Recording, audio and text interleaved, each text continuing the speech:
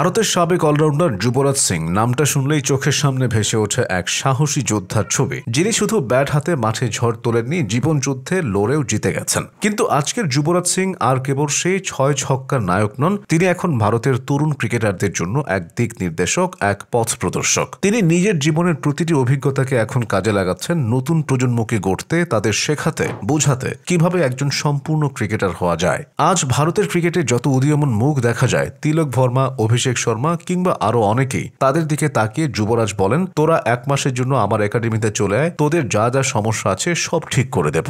এই কথাটা কেবল একজন সাবেক ক্রিকেটারের মুখের বুলি নয়, এটা আসে এক পরিপূর্ণ মেন্টরের অন্তর থেকে। কারণ তিনি জানেন খেলোয়াড়দের মাঝে প্রতিভা আছে, কিন্তু সেই প্রতিভাকে গড়ে তোলার জন্য দরকার সঠিক দিক নির্দেশনা, মানসিক শক্তি এবং প্রফেশনাল প্রশিক্ষণ। যুবরাজ সিং ক্রিকেটকে ভালোবাসেন, কিন্তু আরো বেশি ভালোবাসেন ক্রিকেটের ভেতরের মানুষগুলোকে গড়ে তুলতে। তিনি নিজের নামে গড়ে তুলেছেন একটি প্রতিষ্ঠান যার নাম Yuvraj Singh saunters of excellence. এই একাডেমি এখন শুধু ভারতে নয়, বিশ্বের বিভিন্ন প্রান্তে ছড়িয়ে পড়ছে। এখানে তরুণ ক্রিকেটাররা পাচ্ছেন আন্তর্জাতিক মানের প্রশিক্ষণ, high performance coaching, fitness training, video analysis, mental conditioning, যা কিছু একজন পূর্ণাঙ্গ খেলোয়াড়ের প্রয়োজন সবই এখানে আছে। এই একাডেমির সবচেয়ে বড় বিষয় হলো যুবরাজ নিজেই সরাসরি যুক্ত থাকেন। তিনি শুধু কোচ নন, তিনি একজন গাইড, একজন বড় ভাইয়ের মতো শিক্ষক। তার কাছে ক্রিকেট মানে কেবল টেকনিক নয়, ক্রিকেট মানে হলো চিন্তাশক্তি, ধৈর্য, আত্মবিশ্বাস আর মানসিক দৃঢ়তা। তিনি শেখান ক্রিকেটে জয় মানে কেবল প্রতিপক্ষকে হারানো নয়, বরং নিজের দুর্বলতাকে জয় করা। এই দর্শনটাই তাকে আলাদা করে দিয়েছে অন্য সবার থেকে।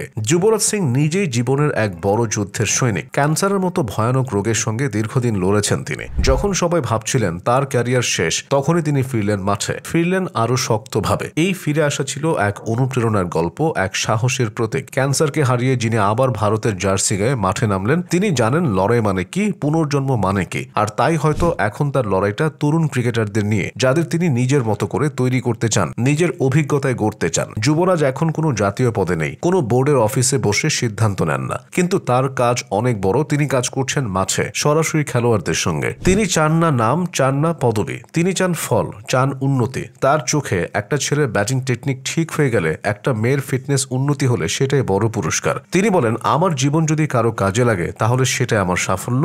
ভারতের ক্রিকেট এখন এত শক্তিশালী হওয়ার পেছনে যে ভিত্তি তৈরি হচ্ছে, সেখানে যুবরাজ সিং এর অবদান অস্বীকার করা যায় না। তিনি একের পর এক তরুণ খেলোয়াড়কে গড়ে তুলছেন, মাঠে নামাচ্ছেন, তৈরি করছেন আগামী প্রজন্মের ক্রিকেটারদের। তার একাডেমির ছেলেমেয়েরা এখন দেশ জুড়ে ছড়িয়ে পড়ছে। কারো কারো নাম উঠে আসছে জাতীয় দলে, কেউ কেউ বিদেশি লিগেও খেলছে। এভাবেই একজন মানুষ পুরো দেশের ক্রিকেট সংস্কৃতিকে পাল্টে দিচ্ছেন নীরবে। অন্যদিকে বাংলাদেশে এর উল্টো দৃশ্য দেখা যায়। আমাদের প্রাক্তন ক্রিকেটাররা হয়তো অনেকেই প্রতিভাবান, অনেক অভিজ্ঞতা অর্জন করেছেন, কিন্তু তাদের নিজের কোনো ইনফ্রাস্ট্রাকচার নেই, কোনো ব্যক্তিগত একাডেমি নেই যেখানে নতুনরা এসে শিখতে পারে। নতুন প্রজন্মের ক্রিকেটাররা জানে না কোথায় গিয়ে শেখা যাবে, কার কাছ থেকে দিক নির্দেশনা নেওয়া যাবে। আমাদের ক্রিকেটে অভিজ্ঞতা আছে, কিন্তু সেই অভিজ্ঞতাকে ছড়িয়ে দেওয়ার জায়গা নেই। এই কারণেই যুবরাজ সিং কেবল একজন সাবেক ক্রিকেটার নন, তিনি এক অনুপ্রেরণার নাম।